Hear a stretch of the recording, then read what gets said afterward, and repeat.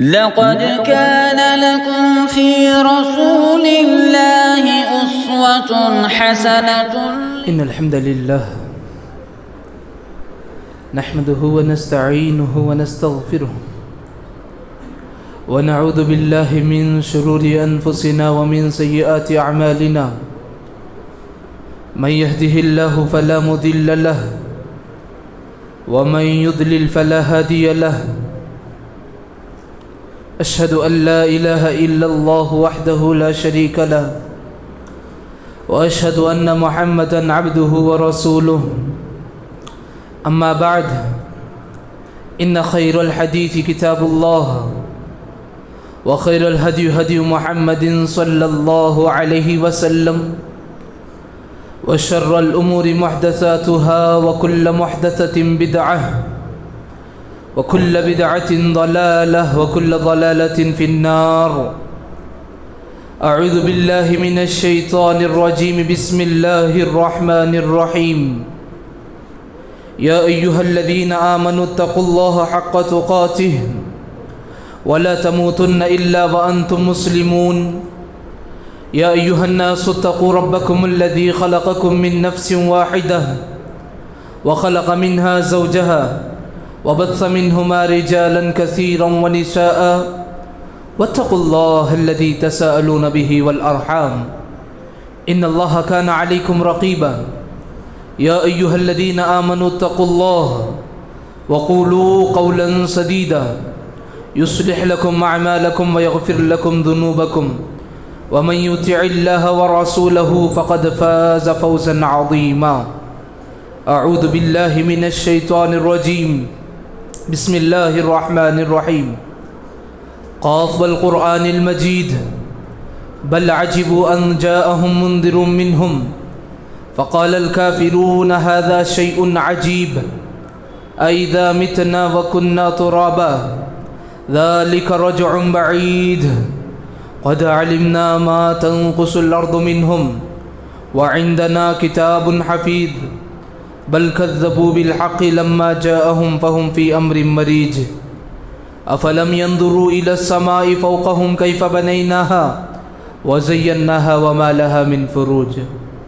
أعوذ بالله من الشيطان الرجيم. رب اشرح لي صدري ويسر لي أمري واحلل عقدة من لساني يفقهوا قولي. معزز بزرگان دین، نوجوانان اسلام، پردہ نشین خواتین ملت اور معزز سامعین، ہر طرح کی بڑائی، کبریائی، حمد و ثنا، تعریفیں، تحمید اور ہر طریقے کی عبادتیں اس خالق کائنات رب العالمین کے لیے لائق ہے، زیبا ہے، اسی کے لیے لائق ہے جو ہم اور آپ کو، ساری کائنات کو، سارے مخلوقات کو پیدا کیا ہے، اور جس نے انسانوں کو پیدا کر کے زندگی گزارنے کا طریقہ بتایا، زندگی ادا کرنے کا سلیقہ بتایا، اور یہاں تک کہہ دیا اگر تم اسلام کے طریقے پر چلو گے تو زندگی بھی سلامت والی ہو جائے گی اور منزل بھی عافیت والی ہوگی۔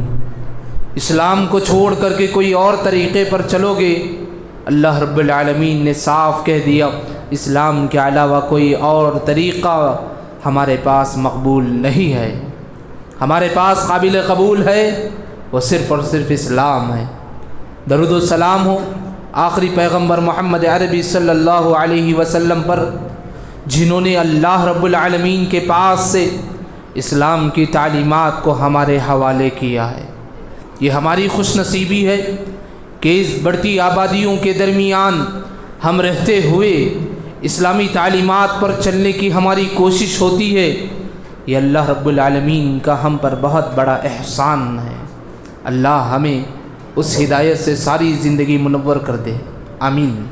معزز بھائیوں، آج اس مختصر سے جمعہ میں جتنا ہو سکے انشاءاللہ ایک مختصر سی بات ہے، لفظ زینت ہے، زیب و زینت اسلام میں۔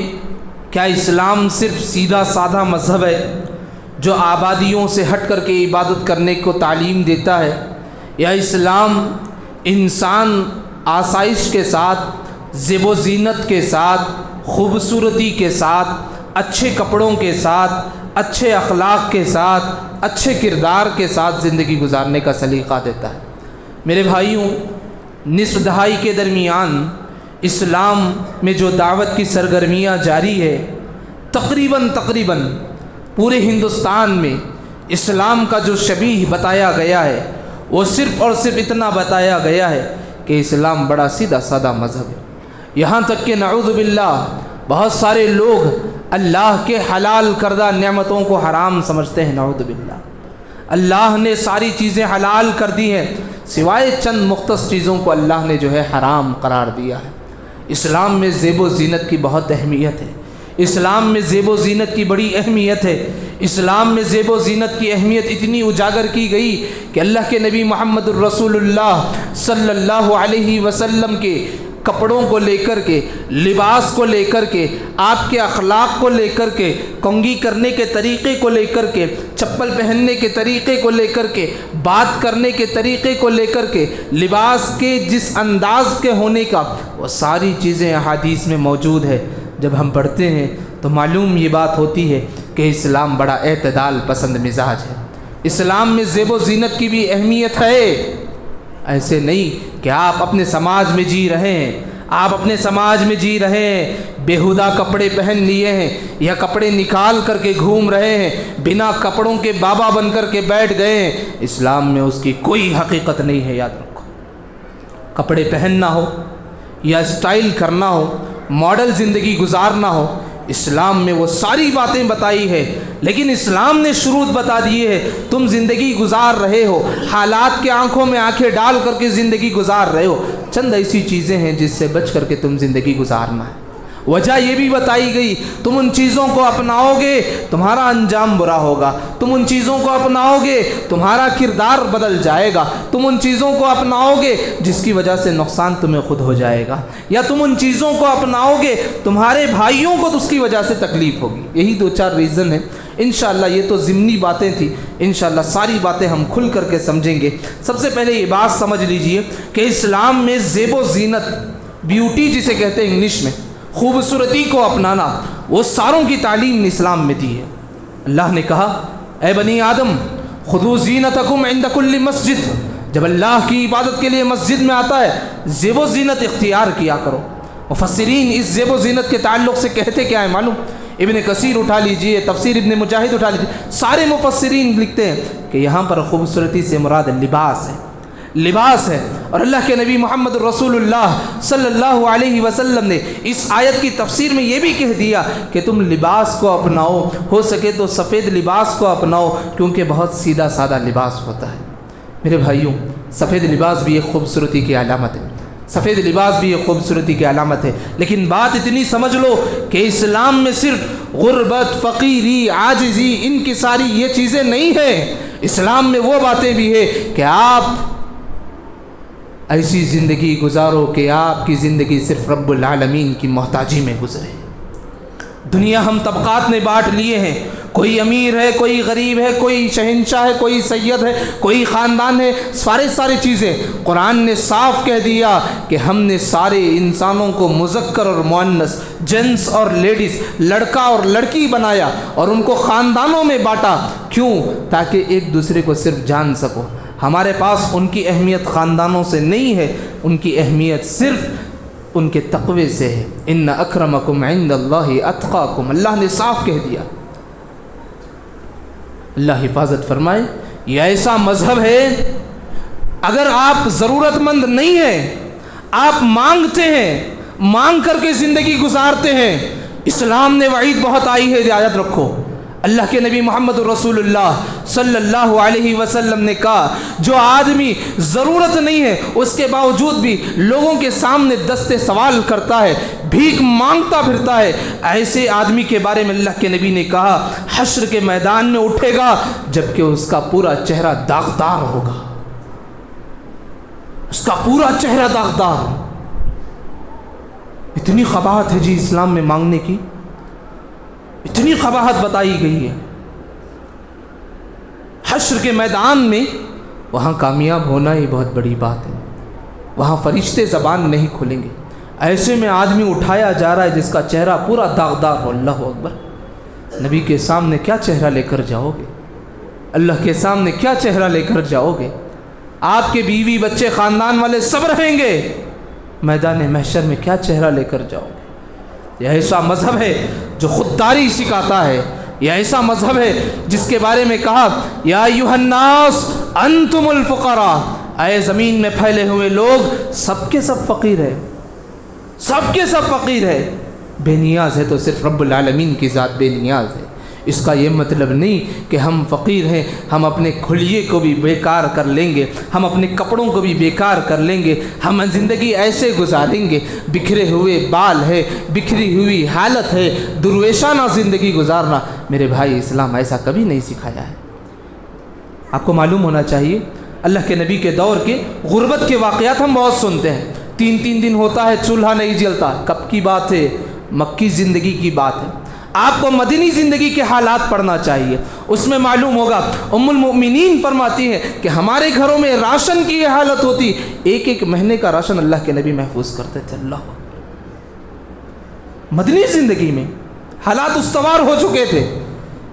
زکوٰۃ والے تھے، دینے والے تھے، لینے والے تھے، پورا سسٹم تھا. اور آج بھی ہم مکی زندگی کے غربت والے ایام کو لے کر کے غریبانہ زندگی گزارتے ہیں. نعوذ باللہ. اسلام عزت دیتا ہے بھائی، عزت والی زندگی گزارنے کی تعلیم دیتا ہے. ایسے نہیں کہ اللہ اپنی نعمتیں بندوں کو دے رہا ہے پھر بھی جو ہے نعمتوں کو چھپا کر کے لوگوں سے مانگتے پھرنا. یہ بہت بھیانک چیز ہے، یاد رکھو کل اس کا بہت بڑا نقصان اٹھانا پڑے گا. آپ کو معلوم ہونا چاہیے اسلام کی بہت بڑی خوبی ہے، اسلام کی بہت بڑی خوبی ہے. یہ خوبی ہم اور آپ کو ملی ہے. کیا خوبی؟ جب اسلام شروعات میں نازل ہوا کیا اس میں لباس کے بارے میں ذکر تھا؟ کنگھی کے بارے میں ذکر تھا؟ کپڑوں کے بارے میں ذکر تھا؟ چلنے پھرنے کے بارے میں ذکر تھا؟ کیسے کپڑے پہننا ہے معلوم تھا؟ نہیں. حجۃ الوداع کے موقع پر اللہ رب العالمین نے آیت نازل کی، ہم نے آج کے دن دین کو مکمل کر دیا ہے. اس دین کو مکمل کر دیا ہے جس دین میں آپ کو زندگی گزارنے کے سارے ماڈل مل جائیں گے انشاءاللہ. لیکن شرط کیا ہے؟ تمہاری زندگی اسلام کے مطابق ہونی چاہیے. اور آپ لوگوں کو بتا دوں ہمارے پاس اسلامی آداب، اسلامی زیب و زینت کے بارے میں علم نہیں ہے، جس وجہ سے ہم یا تو یہودیوں کی طرح بننے کی کوشش کرتے ہیں، ہمارے نوجوان نصارہ کی طرح بننے کی کوشش کرتے ہیں. ہمارے کلچر سکھانے والے یہ ٹی وی چینل کے سیریلز ہوتے ہیں. ہمیں ہمارا کلچر دکھانے والے کیا ہے؟ فلمی دنیا کے تماشا کرنے والے لوگ ہیں. آج ہمارے پاس اسلام کی جو زیب و زینت کے بارے میں ہے، بیوٹی جسے کہتے ہیں، اسلام میں زیب و زینت کیسے اختیار کرنا ہے، خوبصورتی کو کیسے اپنانا ہے، ہمارے پاس اس کا علم نہیں ہے. جس وجہ سے ہمارے نوجوان بچے اور بچیاں ٹی وی چینلز کے ذریعے سے، فلموں کے ذریعے سے، ہیرو ہیروئن کے ذریعے سے، فلاں نہ جانے کتنے سوشل میڈیا کے پلیٹ فارم ہیں، ان تمام کو دیکھ کر کے یہ سمجھتے ہیں کہ یہ اسلام ہے. نہیں میرے بھائی، اسلام میں پردے کا حکم ہے. یہ بھی بتا دیا پردہ کس سے کرنا ہے، کیسے کرنا ہے. مردوں کے لیے لباس کا ذکر ہے، یہ بھی بتا دیا کیسے پہننا ہے، لباس کا طریقہ کیا ہے. عورتیں ہیں، مرد ہیں، بال رکھنے کا طریقہ ہے، کون سے بال رکھنا ہے، کتنے بال رکھنا ہے، کون سے بال کاٹنا ہے اور کون سے بال کتنے دن میں کاٹنا ہے، یہ بھی باتیں بتا دی گئی اسلام کھول کر کے. ایسے نہیں کہ چھپے انداز میں. اللہ کے نبی نے یہاں تک بتا دیا تمہارے جسم کے اعضاء کے کون سے بال کو بلیڈ سے موڑنا ہے، کون سے بال کو ہاتھ سے کھینچ کر کے نکالنا ہے اور کون سے بال کو جو ہے مونڈ کر کے نکالنا ہے. اللہ اکبر. یہ اسلام کی بہت بڑی خوبی ہے بھائی. آج یاد رکھو اس زیب و زینت کو ہم جانتے نہیں ہیں، اسلامی زیب و زینت ہمارے اندر نہیں ہے، جس کی وجہ سے ہم 2 طریقے کا شکار ہو گئے. ایک طریقہ یہ ہے کہ ہم یہودی نصارہ کے طریقے پر ہو رہے ہیں. یاد رکھو ایک حدیث لے کر کے جاؤ، اللہ کے نبی نے کہا من تشبہ بقوم فہو منہم، جو کلچر کے اعتبار سے، اعمال کے اعتبار سے، طریقے کے اعتبار سے دوسرے قوموں کی طرح ہوگا تو کل قیامت میں انہی کے ساتھ اٹھایا بھی جائے گا. اللہ دوسرے قوموں کی مشابہت اختیار کرے گا، انہی کی طرح ہوگا. اللہ ہماری حفاظت فرمائے. یہ حدیث ہے، یہ لے کر کے جاؤ. ایک طریقہ یہ ہو گیا ہم یا تو یہودی نصارہ فلاں بن رہے ہیں، یا نہیں تو متشدد قسم کے ایسے مزاج بن رہے ہیں، اس مزاج کے کہ بظاہر لوگ دیکھ کر کے ہمارا مذاق اڑاتے ہیں، اسلام کا مذاق اڑاتے ہیں. ایسے کپڑے ایسے حلیے، ایسی پگڑی، ایسے کردار جس کو دیکھ کر کے لوگ اسلام کا مذاق اڑاتے ہیں، نعوذ باللہ۔ میں درخواست کرتا ہوں آپ کے متعلقین میں بھی کوئی ہے، کھل کر کے بول دیجئے ویسے لوگوں کو۔ میں آپ سے درخواست کرتا ہوں کہ براہ کرم خود بدنام ہو جائیے لیکن اسلام کو بدنام نہ کیجیے۔ آپ کے کپڑوں کی وجہ سے اسلام کو بدنام نہ کیجیے، آپ کے حلیے کی وجہ سے اسلام کو بدنام نہ کیجیے۔ یہ ہماری اسلامی زیب و زینت کو نہ جاننے کے نقصانات ہیں۔ آپ کو بتا دوں اسلامی زیب و زینت کی بڑی اہمیت ہے بھائی، بڑی اہمیت ہے، بڑی اہمیت ہے۔ ہم جانتے نہیں ہیں زیب و زینت کس میں ہم اختیار کرتے ہیں۔ یا تو ہم جسمانی اعتبار سے خوبصورتی بننا چاہتے ہیں ہے، یا نہیں تو کپڑوں کے اعتبار سے، یا نہیں تو گھروں کے اعتبار سے۔ گھر میں اچھا پینٹنگ، اچھے پردے، اچھا صوفہ، ساری چیزیں تین ہی ہے خوبصورتی کے، یا نہیں تو چوتھی چیز اچھی سواری کے بارے میں۔ چار چیز ہوگی۔ انشاءاللہ ہم جو ہے ایک ایک چیزیں جانتے آئیں گے کہ خوبصورتی کی علامت کیا ہے، اسلامی خوبصورتی کیا ہے، اور ہم کس خوبصورتی کی طرف جا رہے ہیں۔ جسمانی خوبصورتی جس کے بارے میں سب سے پہلی بات میں آپ کو بتا دوں، یہ جسم اللہ کی امانت ہے، یہ جسم اللہ کی امانت ہے۔ کسی کا ناک لمبا چھوٹا، کان لمبا چھوٹا، ہاتھ لمبا چھوٹا، ساری چیزیں ہو سکتی ہیں، لیکن ایک بات یاد رکھو، اللہ نے تمہیں جیسے بنایا ہے یہ تمہارے لیے خوبصورتی کی نشانی ہے، کیونکہ اللہ کی تخلیق کبھی بدصورت نہیں ہوتی۔ مانا کہ آپ کا چہرہ آپ کو پسند نہیں، مانا کہ آپ کے والدین کا چہرہ آپ کو پسند نہیں، آپ کا ہاتھ آپ کو پسند نہیں، یہی کہتا ہوں کہ اللہ نے جس کو جو نعمت دی ہے وہ اس نعمت کا قدردان نہیں ہوتا۔ بسا اوقات بعض لوگ شکایت کرتے ہیں کہ میں ہائٹ میں کم ہوں، کہ میں ویٹ میں کم ہوں، فلاں فلاں فلاں فلاں۔ آپ کو اللہ نے جیسے بنایا ہے یہ آپ کی خوبصورتی کی نشانی ہے، یہ آپ کو پہچاننا ہوگا۔ سب سے پہلی چیز ہم کیا کرتے ہیں، ہم دوسروں سے کمپیئر کرتے ہیں، وہ آدمی لمبا ہے، وہ آدمی چوڑا ہے، میں کیوں نہیں ہوں۔ نہیں میرے بھائی، یہ کم علمی ہے۔ اللہ نے قرآن مجید میں کہا لَقَدْ خَلَقْنَا الْإِنسَانَ فِي أَحْسَنِ تَقْوِيمٍ، ہم نے انسان کو بڑی ہی خوبصورت سانچے میں بنایا ہے۔ خوبصورت سانچہ ہے انسان کا پورے مخلوقات میں، پورے مخلوقات میں اللہ نے کہا احسن، حسن بھی نہیں کہا، احسن کا، احسن بولتے ہیں سب سے بہترین سانچہ انسانوں کا ہے۔ سب سے پہلی بات یاد رکھو، اللہ نے جو جسم، جو رنگ، جو کلر، جیسی زندگی دی ہے اس کو غنیمت سمجھو، اللہ کا شکر ادا کرو، کیونکہ اللہ کی بنائی ہوئی ہر چیز خوبصورت ہوتی ہے۔ یہ اللہ کا چیلنج ہے، یاد رکھو۔ مانا کہ آدمی اس کو پسند نہیں کرتا، کسی کو اپنا چہرہ پسند نہیں، وہ جاتا ہے پلاسٹک سرجری کر کے چہرہ بدل لیتا ہے، لیکن اللہ نے اسے جو چہرہ دیا تھا یہ اس کی خوبصورتی کی نشانی تھی، اس نے اللہ کے بنائے ہوئے تخلیق میں بدلنے کی کوشش کی۔ اور آپ کو بتا دوں اللہ کے نبی محمد عربی صلی اللہ علیہ وسلم نے دیکھا کہ ایک صحابی جن کا نام عمر ہے، انصاری ہے، انصاری صحابی ہے جن کا نام عمر تھا، وہ دور سے آ رہے تھے۔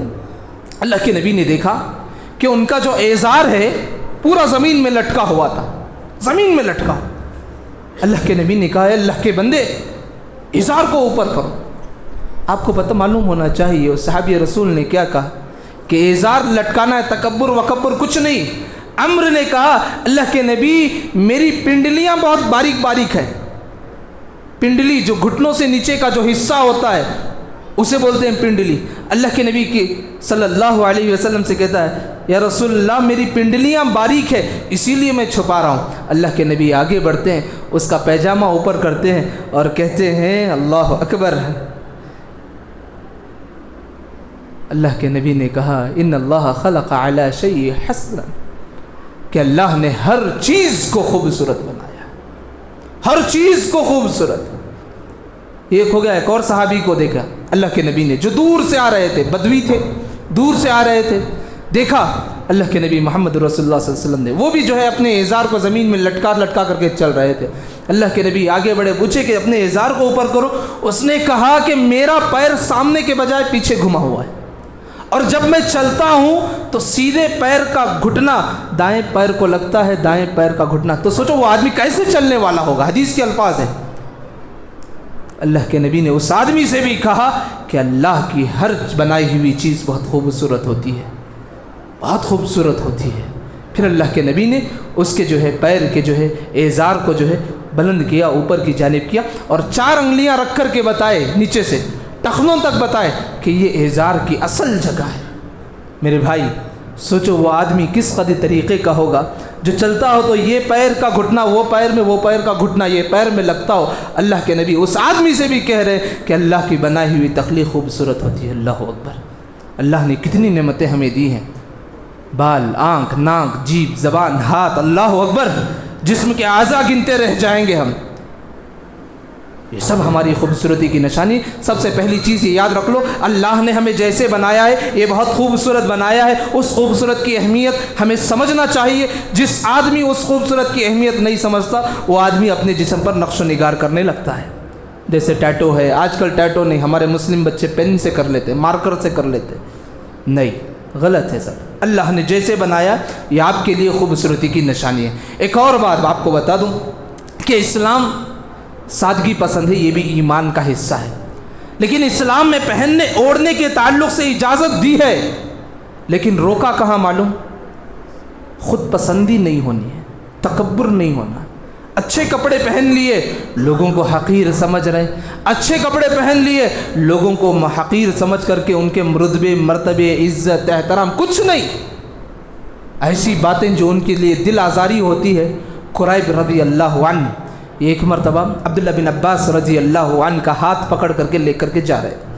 عبداللہ بن عباس رضی اللہ عنہ یہ عمر کے آخری مرحلے کو پہنچ گئے تھے۔ وہ کہتے ہیں اور اس وقت جو ہے ان کی جو ہے آنکھ کی بینائی بھی چلی گئی تھی۔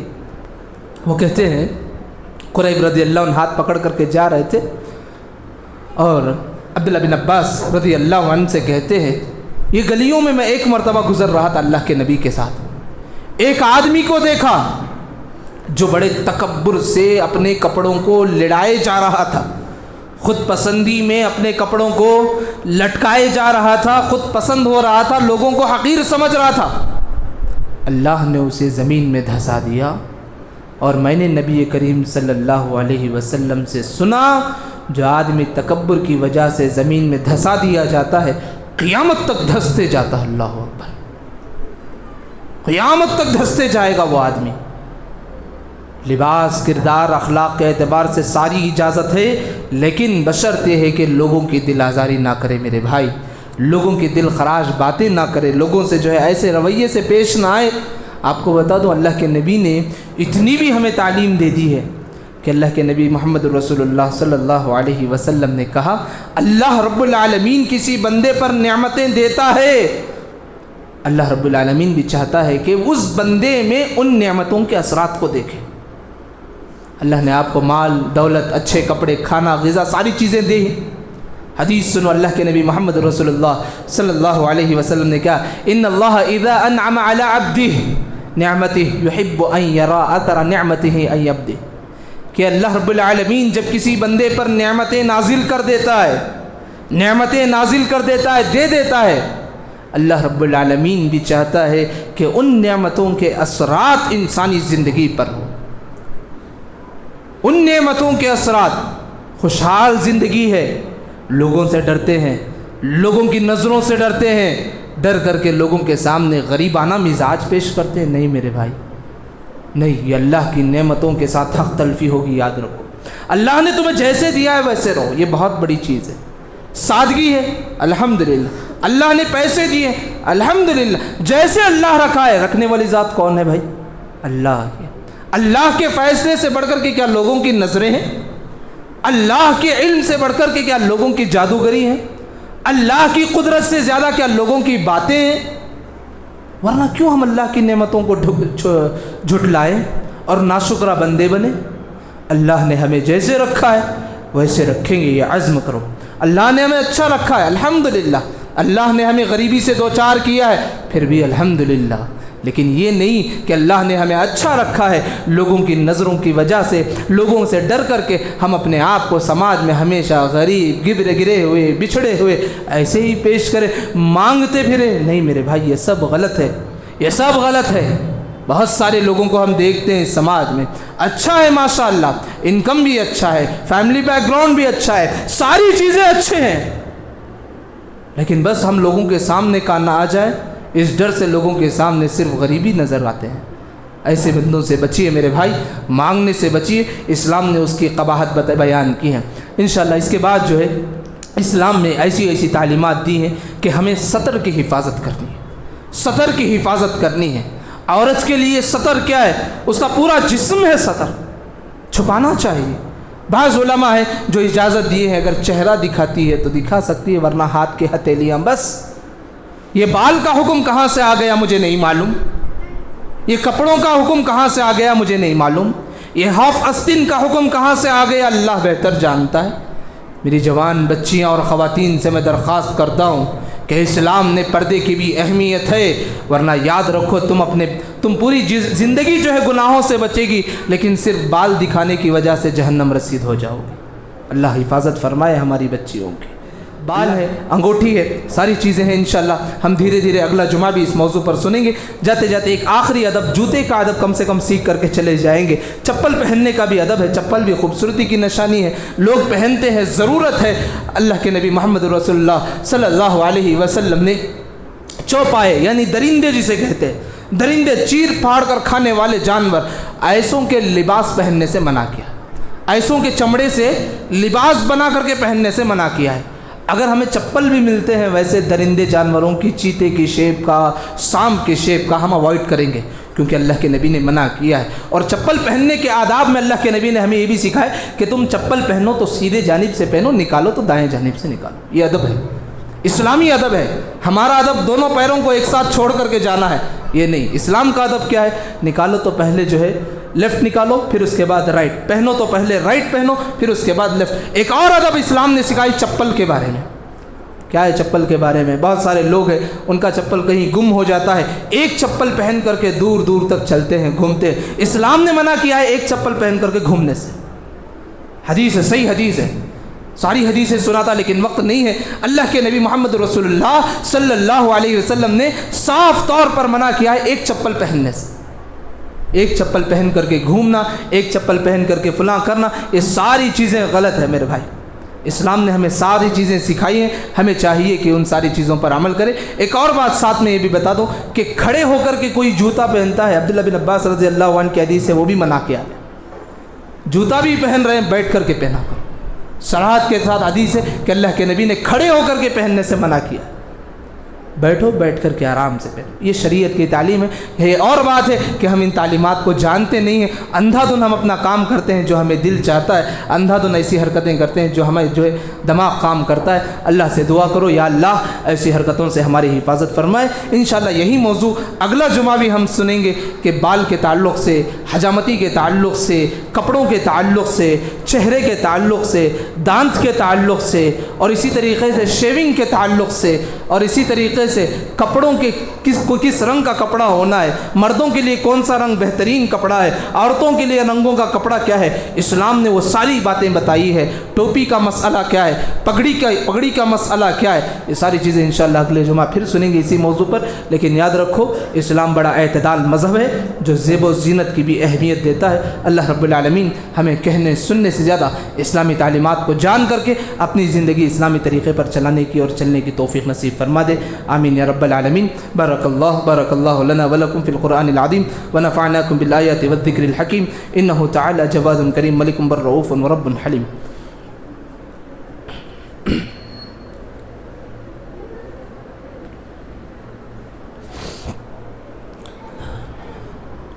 ان الحمد لله نحمده ونستعينه ونستغفره ونعوذ بالله من شرور انفسنا ومن سيئات اعمالنا، من يهده الله فلا مضل له ومن يضلل فلا هادي له، اشهد ان لا اله الا الله وحده لا شريك له واشهد ان محمدا عبده ورسوله، اما بعد ان خير الحديث كتاب الله وخير الهدي هدي محمد صلى الله عليه وسلم، وشر الامور محدثاتها وكل محدثة بدعة وكل بدعة ضلالة وكل ضلالة في النار۔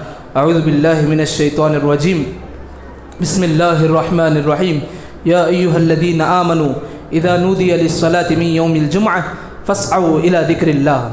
معزز سامعین، نوجوان بچوں اور معزز طالبات اور پردہ نشین خواتین، بطور یاد دہانی آپ کو قرآن مجید کی آیت کا ترجمہ سنا دوں۔ اللہ رب العالمین نے کہا، اے ایمان والوں، جب جمعہ کے لیے آواز لگا دی جائے تمہاری کوشش یہ ہونی چاہیے کہ تم فوری طور پر مسجد کی طرف دوڑ پڑو. فاسعوا الی ذکر اللہ، اللہ کو یاد کرنے کے لیے دوڑو. میری ماں اور بہنوں اور میرے معزز سامعین، آپ تمام سے درخواست کرتا ہوں کہ جمعہ میں اصل آنے کا وقت جماعت کا وقت نہیں ہے. جمعہ میں اصل آنے کا وقت جہاں یہاں اذان ہوتی ہے، یہاں بیٹھنے سے پہلے سلام کیا جاتا ہے، اس سے پہلے جمعہ پہنچنے کی تعلیم دی گئی ہے. اللہ کے نبی نے بے شمار فضیلتیں سنائی ہیں اس آدمی کے لیے جو اول نمبر پر مسجد میں آتا ہے. ہمیں بھی چاہیے کوشش کریں. مصروفیات لاکھ رہیں گے بھائی، کام کاج لاکھ رہیں. کیا پورا ہفتہ مسجد ایسے آنا ہوتا ہے؟ 20-25 منٹ، آدھا پونا گھنٹہ بیٹھنا ہوتا نہیں. جمعہ کا ایک دن کوشش یہ کرو کہ سب سے پہلے مسجد میں قدم میں رکھوں گا، سب سے پہلے مسجد میں آنے کی کوشش میری ہوگی، اور کم سے کم میری کوشش اتنی ہوگی کہ یہاں اذان ہو، خطبہ شروع ہونے سے پہلے میں مسجد میں آ جاؤں، آ کر کے 2 رکعت نماز پڑھوں. بہت سارے لوگ ہیں آئے اور بیٹھ گئے. صحیح طریقہ کیا ہے جمعہ میں شرکت ہونے کا؟ آپ فوری طور پر مسجد میں آئے ہیں، 2 رکعت نماز پڑھیں گے، نماز پڑھ کر کے بیٹھیں گے. فوری طور پر اندر آ کر کے بیٹھنا یہ طریقہ سنت کے خلاف ہے.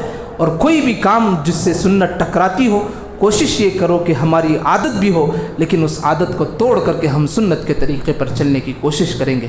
اللہ رب العالمین ہمیں کہنے سننے سے زیادہ اللہ کے نبی محمد الرسول اللہ صلی اللہ علیہ وسلم کی باتوں کو جان کر عمل کرنے کی توفیق نصیب فرمائے. آمین.